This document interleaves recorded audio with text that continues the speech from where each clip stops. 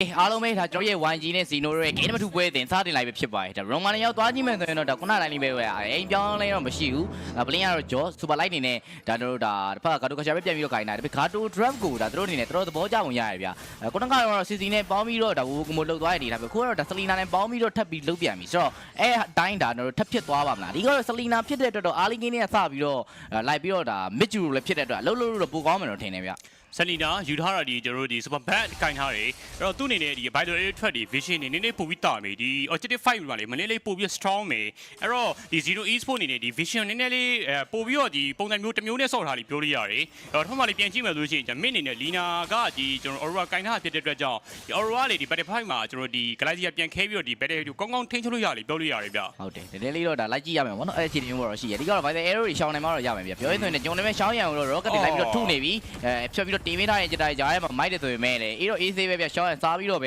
ဲဒါပြန်ထွက်သွားတဲ့နေရာမှာဘက်ကန်ကင်းကတော့အဆင်ပြေသွားတယ်ဘက်ကလည်းဒါတော့ hand အနေနဲ့ level 55ပြန်ကျော်လာဆိုတော့ဒါနှစ်သိန်းလုံးအနေနဲ့ဒါ trading လုပ်ပဲဒါကျွန်တော်ပြောလို့ရမယ် level 4ကိုစီရလာပြီဆိုတော့ဒီတပွဲ first star တဲ့ဗတဲ့ကတော့ပုံမိုက်မယ်တင်ဘာလို့ mega magic နှစ်ကောင်လုံးကလည်း early game damage output အရင်များနှစ်ကောင်ဖြစ်နေတဲ့အတွက်လေစောင့်နေကြည့်ရမယ်ဗျဟုတ်တယ်ဗျအဲ့တော့ early ဘိုင်းနဲ့ damage များတာဖြစ်တဲ့အတွက်ကြောင့်ဒီ super fan နေတာနည်းနည်းလေး track တွေ available track မိသွားတာတခါတည်းဝင်ပြီးတိုးလို့ရအနေထားမျိုးအဲ့တော့ကြည့်မယ်လို့ရှိရင်တစ်ဖက်ကဒီ arrow ပစ်လိုက်တဲ့အချိန်မှာတစ်ဖက်မှာလည်းနည်းနည်းသွားပြီးကပြီးမဲ့အချိန်မှာနောက်က super light နဲ့ Varos ကလမ်းခုန်တာမျိုးလေးတွေဒါကိုမိုတစ်ခုကိုပြန်ပြီးဖန်တီးလို့ရပြီပဲနော်ဟုတ်တယ်ကိုမိုတော့ဒါသူတို့လက်ဆွဲသုံးလာတယ်လို့ပြောလို့ရမှာနော်ဒီပွဲမှာဆိုတော့ gate မှာတော့ track လေးတော့ဒါ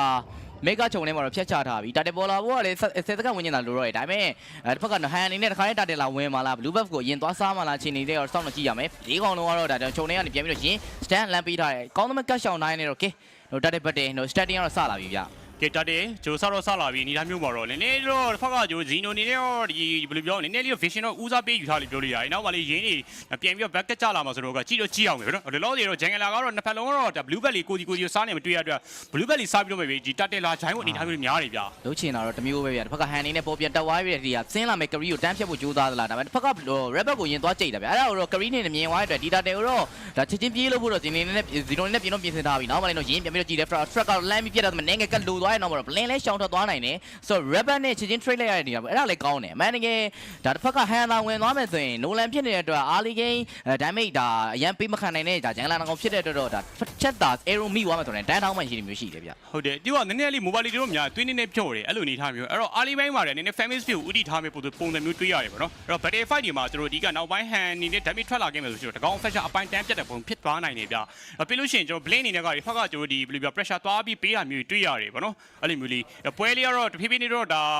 ညာတော့ညာလဲဆိုမျိုးလေဘယ်သူမှတော့ကျွန်တော် fast play တော့မရသေးဘူးဗျဟုတ်တယ် fast play တွေတော့မပေးရသေးဘူးဒီကတော့ objective gameplay တစ်ခုနဲ့ပဲနှစ်သိန်းလုံးစော့နေတဲ့အခြေအနေမျိုးတွေ့ရတယ်ဒီကလည်းသူတို့ရဲ့ဗတဲ့ဒါအဖွင့်လေးတွေဒါမမြင်ရသေးတယ်ပါတယ်ဗောနော်ဒီက track တွေပါမိတာမျိုးမရှိဘူးတစ်ဖက်ကကျွန်တော် engine တင်တာမျိုးတွေဒါမရှိသေးရလေပါတယ်ဆိုတော့တစ်ဖက်မှာတော့ဒါပြန်လာမယ် Nolan ကတော့မြင်လာတော့မသိဘူးဗျ track ကိုနှစ်ကောင်လောက်ထိဖြတ်ချတာမြင့်ပါစင်ဒီကတော့ဗတဲ့ arrow line ပြတ်သွားပြီခေါင်းကတ်ရှောင်လာမှသိတယ်ခင်ဗျာအဲ့တော့ဘာရဲ့ arrow ထွက်တောက်လျှောက်ကိုပြန်ရှက်ပေးနေရဖြစ်တဲ့အတွက်ကြောင့်လောတွေတော့ YG အနေနဲ့ကတော့သူ့အနေနဲ့နည်းနည်းလေးအဆင်ပြေနေမှာပါတယ် play အနေနဲ့ကလည်း jaw ကိုင်းတာဖြစ်တစ်ဖက်ကကျွန်တော် vision နည်းနည်းပူအားတာတွေလောတွေ spotlight တွေ့ဝါနေတာမျိုးပြန် forward ထားသေးရဗျဟုတ်ပါတယ်ဆိုတော့ကျွန်တော်ဘာဆက်တော့လုံးမလဲပေါ့နော်အခုချိန်မှာတော့ဒါ3မိနစ်ကျော်လာတဲ့အချိန်မျိုး hero key တကောင်တော့မရသေးဘူးဘောကကိုလင်းနှစ်ယောက်ကလည်း AC ပဲဗျဒီကတော့ mid game time ပေါ့နော်5မိနစ်ကျော်6မိနစ်ဝင်းချင်းလောက်ကြမှာပဲသူတို့ live ပြီးတော့ဒါ battle join ကတော့များတော့တယ်ဒီကလည်းတော့ item base နည်းနည်းလိုတဲ့ carry ဖြစ်နေရတဲ့ need to granger ကလည်းတစ်ဖက်ကတန်တော့ဒီ vital arrow ပြတ်မှာရှိမယ်ပြီးတော့ဒီ guardian light ပေးမှာရှိရတဲ့အတွက်ဒီ battle ကိုရမ်းမလိုက်သေးဘူးနဲ့ AC လေးဟိုးနေတဲ့အခြေအနေမျိုးတွေ့ရတယ် late game ဒီရောက်လာမယ်ဆိုရင်တော့ batsman နှစ်ကောင်တော့ damage output များတယ်ဒါပေမဲ့ penetration ကောင်းတဲ့ carry ကိုတော့စောင့်တော့ကြည့်ရမယ်တစ်ဖက်က armor ရမ်းများတဲ့အတွက်အဲ့ armor ကိုဖြိုခွဲသွားဖို့တော့ဒါရှိအောင်မယ်ပေါ့နော်အဲ့ရင်းကိုင်းလာတာဒီကျော် high loss ကိုပြန်ပြီးတော့ later အနေနဲ့ဒီ speedy wheel တွေပြန်ပြီးတော့တွေးလျှော့မယ်ပုံစံမျိုးနဲ့ပေါ့အဲ့တော့ဒီ objective fight မှာနည်းနည်းလေးပို့ပြီးတာမယ်အဲ့ပြမှာထွန်းမှလေးပြန်ပြီးတော့ကြည့်ရမလို့ရှိရင်ဒီဘယ်လိုပြောမလဲဒီ super light ရဲ့ Varos ကားနဲ့ပါတာဖြစ်တဲ့အတွက်လွယ်လွယ်လေးနဲ့ဗတဲ့ဆိုင်လို့ရမယ်ဆိုတဲ့အနေနဲ့မျိုးသူတုံးတက်ထားတယ်ဗျအဲ့တော့ဒီလောတွေတော့ coin တွေကလေဒီ money 4ဘာညာပြန်ပေးပါဆိုတော့ကဗတဲ့ကတော့နည်းနည်းလေးတော့တစ်ဖက်ကဇီနိုနည်းနည်းလေးတိုင်းတာလားပေါ့နော်အဲ့တော့ကြည့်အောင်မယ်ကြည့်ရမယ်ဒီမှာတော့ဂျုံအနေနဲ့ပြန်ဆောက်နေတဲ့နေရာလေးတော့တောလာတယ်ဗျမလင်းဒါပေမဲ့တစ်ဖက်ကတော့တီးတယ်တုံးတောင်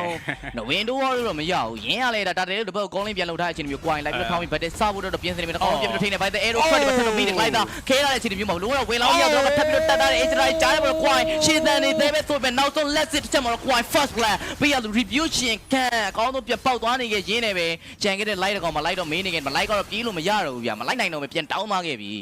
အော်ဆိုတော့ Hyukin နှစ်ကောင်လုံးပေးထားခဲ့0 e-sport အနေနဲ့ကနည်းနည်းလေးတော့သူတို့နဲ့ခက်တွေ့သွားစီတွေပုံပြောလို့ရတယ်။ကွမ်အနေနဲ့ Demonifor စပေးလိုက်ဆိုပြီးနောက်မှလည်းချက်ချင်းပြန်ပြီးကြလာခဲ့တယ်။ရင်းနဲ့ဒီဘယ်လိုပြောသူ့ရဲ့ပတ်ဝေးတွေကြားထဲမှာဗတက်ဆန်အနေနဲ့ခက်သွားခဲ့တယ်။ဟိုမှာလေကောင်းကောင်းမွန်နေပဲကျွန်တော်ဒီတာတယ်လေးကိုပြန်ရလက်တယ်နည်းနည်းလေးမဆိုးလို့ပြောလို့ရတယ်ဗျ။ ဆိုအောင်လင်းရဲ့ first ကိုလည်းပြန်ပြီးတော့ယူထားမှာဆိုတော့တော်တော်လေးမှမစိုးစိပါ like ပိုင်းမဲ့ချင်းနေကိုလည်းသိတဲ့အတွက်ပြန်ပေါက်မှလည်းသွားလာချမယ်ဆိုလေ level 10အဲ့ရှင်5လို့တော့ရတယ်ဒါပေမဲ့ဒါအရင်ဝင်မရိုက်သေးဘဲနဲ့သူ့ရဲ့ဒါ hero key တွေကိုတခြားသောဒါလိမ့်နေရပဲလိုက်ပြီးယူဖို့တော့များပါတယ်ဟန်အနေနဲ့ရော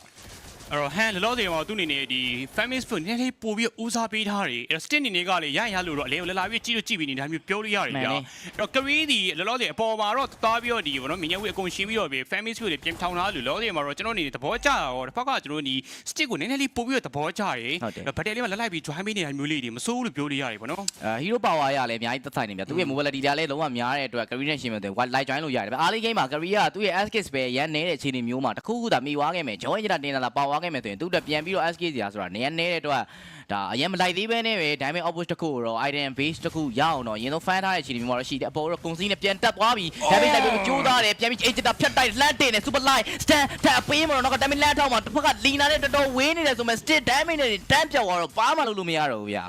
တာဝါလေးပြောက်ဘလင်းဝင်မျိုးဒါ agent မြောက်လိုက်တယ်ဆိုရင်ဒီဟာမျိုးတော်ရို့မှာဒါ aggressive ဆိုင်သွားလိပြောလို့ရတယ်။နောက်မှလည်းချက်ချင်းပဲဒါရင်းနေ stand ပေးပြီးတခါတည်းတန်းဖြတ်သွားခဲ့ချင်းမျိုးဆိုတော့တခါတည်းမှာကျွန်တော် Hyuki ပေးလိုက်ရတယ်ဗျာ။တော့ဒါတစ်ဖက်ကလေကျွန်တော် aero trap တွေပါပြင်းပြင်းနေပဲနည်းနည်းတော့ pressure ပေးတာဆိုရင်လေလောလွယ်တော့မလွယ်သေးဘူးဗျ။လွယ်တော့မလွယ်သေးဘူးဆက်လက်တော့စောင့်ကြည့်ရမယ်။ဒီကခုနက light လို့ hero မျိုးသာကြမယ်ဆိုရင် career သာဆိုတော်တော်လေးအရင်များမယ်လို့ပြောလို့ရတယ်။ကိုင်းအကုန်လုံးရတဲ့ပြောင်းထောင်းနေ agent ဖြတ်တင် damage ထပ်ပေးမှာတော့မရတော့ဘူးဗျာ stick damage ကတော့ overpower ပြန်ဖြစ်လာနေခဲ့ရင်းနေပဲတော့ Hyuki နှစ်ကောင်စပြီးရောက်လို့ bowling first tower only first tower နှစ်တိုင်လောက်ကိုတော့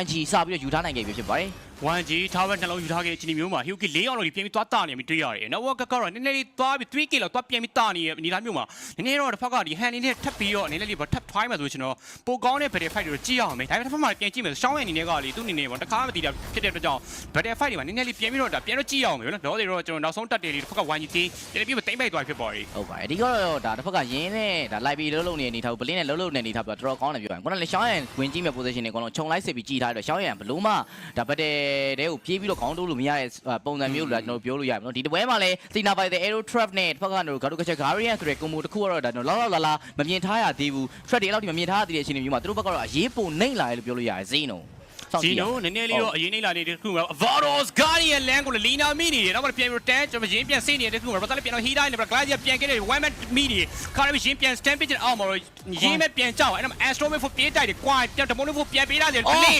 လွတ်နေတာဆိုတော့ Land မှာ Spotlight ပြန်ပြီးတော့နည်းနည်းလေးတော့ဒါပြန်ပေးရသေးတယ်ဗျာ but ဝင်ပြီးစဆိုတိတ်တော့မလို့ဗျာ trap မိသွားရင်ကျမ super back က light coach ချက်တွေကြားမှာတစ်ဖက်ကဒါ Roma ကတော့ပြန်ပေးလိုက်ရပြီဒါပေမဲ့တခုသိရမှာကသူတို့အနေနဲ့ button ပြေးဆိုင်ပြီးတော့ standing စနိုင်ခဲ့တယ်ဆိုပေမဲ့တခုပြန်ပြီးတော့ကြည့်ရမှာတစ်ဖက်က stick damage option အရန်များနေတဲ့အတွက်နောက်ကနေဒါ range အရာ zone range နဲ့ပြန်ပေးတဲ့ damage တွေကတော်တော်လေးများတာမျိုးသိသိသာတော့မြင်ခဲ့ရတယ်အဲ့တော့ဒါဖြတ်စင်နေဆိုရင်တော့ဒီပွဲထဲမှာနောက်ထပ်အချိန်ကြာလာရင်ပိုထောင်လာမဲ့ stick ကိုတော့ shut down ကြီးချနိုင်မှာတော့ရမယ်နဲ့တူတယ်ဇီနိ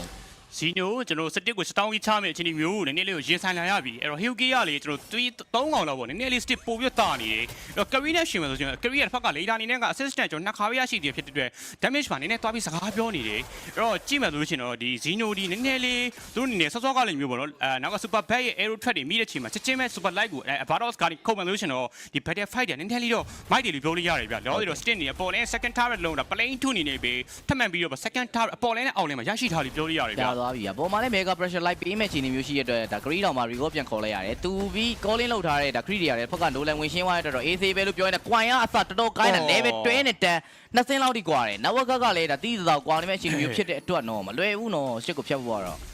stick နည်းနည်းလေးတော့အနေများလာပြီသူ့ဒီထိမှုကလည်းဘယ်လိုပြောမလဲသူ့ damage ကနည်းနည်းအပုတ်ကများနေဆိုတော့တစ်ဖက်မှာဘယ်သူထိမှာလဲရှောင်းအနေနဲ့စိုးစီပါ blazer ဝင်ပိုင်းမယ်ဆိုတော့မှတော်တော်လေးမှအနေများလိပြောလို့ရတယ်ဝိုင်းအနေနဲ့တော့ကျွန်တော်စပြီးတော့ကျွန်တော်ဒီထွက်လာတဲ့ကျွန်တော်လောစပြီး try နေခဲ့နေတာမျိုးတော့အဘယ်အေးထွက်လဲနဲ့ထောက်တယ်ပတ်ဝန်းကျင်တော့ပေးလိုက်ရေးနံပါတ်8 Millistar agent ထက်မြောက်ရှောင်းရဲ့တစ်ခါလေးတန်းပြီးတော့ပြတ်သွားတယ်ဗျာ Varos ကနေပြန်ခုန်နေပဲဒီလောက်တော့တစ်ဖက်က YG တင်းအေးစစ်နဲ့ပဲတိမ့်ပိုက်သွားပြီဖြစ်ပါလေအင်္ဂလာနှကောင်ကြားထဲမှာဆိုရင်တော့တစ်ဖက်ကရှင်းပြရင်စီယိုးဖြစ်နေရဆိုရင်မဲ့ဂျောရဲ့လိုက်ကြည့်ချက်တွေကြားထဲမှာတော့ရန်ကြီးတော့တောင်းခံနိုင်ခြင်းတော့မရှိဘူးเนาะဆက်တော့ကြည့်အောင်မယ်ဒါမင်းလင်းကနေခေါင်းထက်တိုးလိုက်နေစကန်ထားတဲ့10 try လို့ကြိုးတာ straight လိုက်ပြီးပြစ်ချက်တွေကြားမှာပါတယ် That's so not the bullet ချက်ကတော့ Asbury ပဲပါ all သွားနေခဲ့ရင်းနေပဲ stick နေနဲ့ KD တို့9កောင်လုံးကိုတော့ဒါတမ်းပြီးကေးထားနိုင်တဲ့ဒီပြောင်းမျိုးမှာတော့ဖြစ်နေပြီဗျာ stick Hyuki 9កောင် ကျွန်တော်ယူထားတဲ့အနေအထားမျိုးမှာထောက်မှလေးကျွန်တော်စောစောကဒါ credit ကူကြောက်သွားတယ်ပေါ့နော်အဲ့တော့သူ့အနေ network ခက်ကလေအများကြီးတွားပြီးတာနေတယ်အဲ့တော့ထပ်ပြီးတော့ကျွန်တော်ဒီ strong လာမယ်ဆိုလို့ရှိရင်တစ်ဖက်ကရင်းစားတော်တော်ခက်ခဲသွားလိမ့်မယ်လော pressure ပြန်ပိုက် spotlight တခါပဲ down နဲ့အဲ့မှာပတ်ဝေးပြန်ပေးနေတော့မှ glass ရခဲတဲ့အောက်မှာကြောက်ခဲ့3ကော4ကောထပ်ပြီးတော့ quantity ထိန်းထားပြီးဆိုပေမဲ့လည်း4ကောပြန်တော့ပေးထားနေတဲ့မျိုးမှာတစ်ဖက် blink ပြန်ကျနေတဲ့မျိုးမှာတော့လောစီတော့ကျွန်တော် YG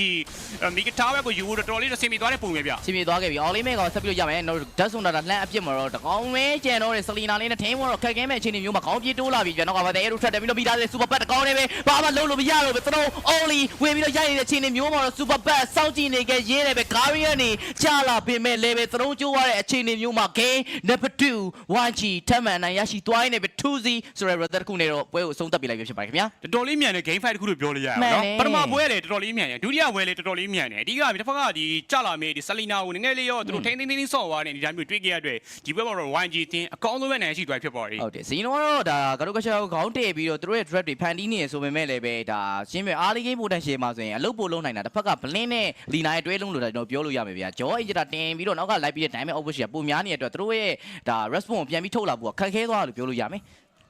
ကဲအဲ့တော့ကျွန်တော်တို့ဒီပွဲစီလေးကိုလည်းဗောနော်ကျွန်တော် panelist အနေနဲ့တော်တော်လေးပြောကြရရှိလိမ့်မယ်လို့မျှော်လင့်မိပါတယ်အဲ့တော့ကျွန်တော်တို့ဒါ panelist session လေးနဲ့ပြန်တွေ့ပါမယ်